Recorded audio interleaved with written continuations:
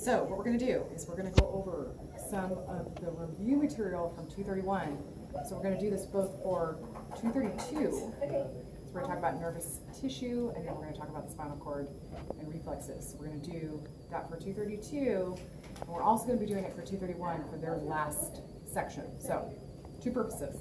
So I'm just walking through our lab objectives. This is 2019, walking through lab objectives, spring term. And one of the things I noticed first was slides. So what you want to do, you want to take a look at, there's 3 slides you want to take a look at. I just dropped one. It's fine. Take that. I didn't do well when I dropped it. That's okay. So I'm going to show you these 3 slides. The first one is the giant multipolar neuron slide boards. And I just pulled up something that's similar to it. What you're going to want to do on that is find your neuron, okay? You might be asked that, but then again, we might be asked about the neuroglial cells. There are 5 kinds of neuroglial cells. What you want to do for those neuroglial cells, I'm going to list them, but what you want to do is you want to say, I know those 5 types, like Schwann. I'd be asking you guys if we were in class, but Schwann, oligodendro, ependymal or ependymal, microglia, who am I missing? Satellite. I'm pretty close. You want to know those glial cells and a 1 or 2 word or 3 word function. So, because you could be asked on a slide about some sort of glial cell, right, that eats cellular debris. And that one would be the microglia. So, let me make sure that I hit all of those. Astrocyte, good. Okay, so that's the slide that you want to use for that. Okay. Another slide you want to look at is the peripheral nerve. Now, we did see this on the last lab exam, but the types of questions that you might see. So it's the peripheral nerve, and what you're going to see is you're going to see axons, okay, and you're going to see those axons wrapped in the endoneurium. You're also going to see groups of axons. Those are called fascicles, and what's wrapping those is the peri. I don't know if you remember this, but the perineurium, and then this is all connective tissue wrapping, and then around the entire nerve would be the epineurium. So if it says something like, hey, around the entire one, actually, where is the entire one? It's out here. So around the entire nerve would be epi, around a fascicle of them would be the peri, and then if it points to an individual, let's say the pointer was on an individual axon, it said what is wrapping this individual unit, that would be the endo. Okay, so you've got your wrappings on that slide. The other thing that you could see, no, I think that's pretty good. That's good for that one. Okay, next one. I haven't seen this slide lately, but it's the motor nerve ending reptile. And what you could see on this one would be things like your axon terminal. Okay, so your axon terminal connecting to your skeletal muscle fiber. If it's asking about where on the skeletal muscle fiber it's connecting, that's the motor end plate that it's going to connect underneath, okay? And then it could be asking about axons as well. So you can see those axons coming down. So axon terminal, the motor end plate is underneath on the skeletal fiber, and I think that's pretty good for that. Okay, so we've got those 3 slides. Now, we're going to look at a couple slides here, and then I'll point out some things on the wall. So we have a plan. Really quick, meninges. So for your meninges, you've got, just think pad. These meninges are coverings. You learn about it in lecture, but think about pad from deep to superficial. You have the pia, which is going to cover right over the spinal cord, super thin.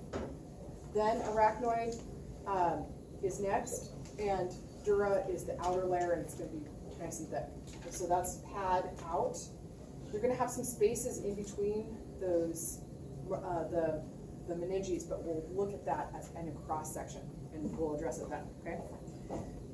So we've got now, I want to look at a full spinal cord, because one of the things that you're going to do, actually I can grab that model, one of the things you're going to do is look at a few structures that are on the actual spinal cord.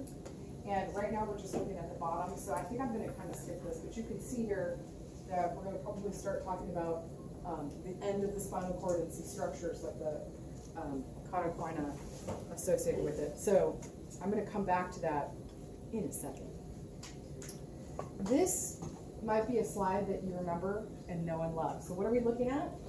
This is another slide. This is the cross-section of the spinal cord, and it's going to be in 4x because it's big, right? So you're probably only going to see, if you were looking at it, you're probably going to see part of this because it's so large. But you want to identify several things on here. Okay, lots of stuff. So what are we doing? What are these horns about? These are gray horns. So we do need to know the posterior gray horn, the anterior gray horn. Okay, so there are little horns coming out. You're going to need to know that this hole is the central canal. I'm trying to find them on the sheet. The gray commissure is this gray area that's connecting between these two. All right, I'm going to go to another slide. Same slide, but with a few more pieces on there. So we can also name the anterior median fissure and the posterior sulcus. Okay, I know it's not on. You don't see it listed here, but I know it's on your list. Okay, so this is a sulcus. This is a fissure that goes way deep. Those are two structures that you might need to know. Also, white matter. We named the white matter also on these. So the lateral white column, I think we do need to know, as well as the posterior white column. So you kind of want to just orient yourself. Where is anterior? Where's posterior? If I'm on the anterior side, I'm going to have this fissure. Now I can name the anterior horn, that gray horn. So kind of get yourself oriented for those structures. All right. So that is that slide. Now I'm going to look at the same thing. Now we're actually looking kind of at a model. We have a model over here I'm going to pull out. But there's a couple structures that we need. Get yourself oriented. Here's anterior, here's posterior, right? And so we've talked about the anterior median fissure. Okay, here's the central canal. This part's gray, this part's white. Okay? And we've got the horns in there. Okay, so the anterior gray horn, posterior. Sometimes you will have this lateral gray horn as well. Sometimes, on some of them. Okay, in the thoracic region. All right, so other things that you need on here. Look at these two roots coming out. Okay, these are two roots. They're going to be carrying either sensory information or motor information. So this is the dorsal root, and it's carrying sensory information that's coming in to your spinal cord. This is the ventral root, and it's carrying motor information that's going to go out to your body. We've got a little bulb here. This is called the dorsal root ganglia. All right, so I think that's pretty good for that. You can see here's another slide. This actually looks a lot more like our slide. On this, you can see those roots, right? Here's the dorsal root. It's the dorsal root ganglia. Remember, it's carrying sensory information. Here's the ventral root, and it's going to be carrying motor information. Okay. Doing good. This is a great slide. This is posted for us, so it'll be posted in the Sylvania Lab Survival Guide, and you can see it's Lab 1314. This is a great slide. I'm not going to go over the entire slide. It's just nice. Once we go over everything, if you feel confused, I've got my spinal cord. What happens next are my roots and where they come together as a spinal nerve. And you can kind of look and see, oh, what is a ramus? What happens next? And I'll show you on the model. But if the model doesn't make sense, come back to here, okay? Come back to this slide. What slide number is this? This is, you'll find it, but it's slide 9. Okay. The other thing is, I think we need to know nerves. Hold on. Nerves. Okay, individual nerves. So one of the nerves that you're going to need to know is the phrenic nerve. And the phrenic nerve is coming out of, the spinal nerves. I did not name them yet. Okay, spinal nerves in your spinal cord are named really similar to the vertebrae. So we have, how many cervical vertebrae we have? I would ask you, and you would say, we have 7. Okay, the one weird thing is there are 8 spinal nerves because there's one coming out. So C1 is coming out above C1 vertebrae. So you just name them. It just goes 1, 2, 3, 4, 5, 6, 7, 8, and then it goes T1, 2, 3, 4. So that's how spinal nerves are named.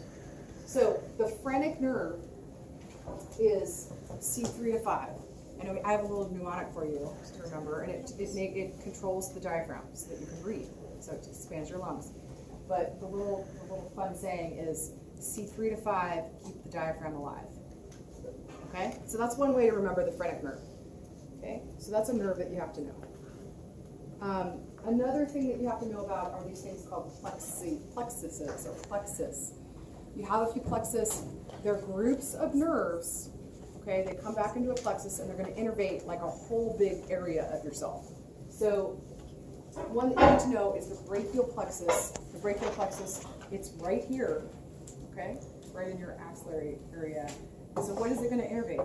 It's going to innervate all of these muscles down here, okay, in your arm. So think brachial plexus.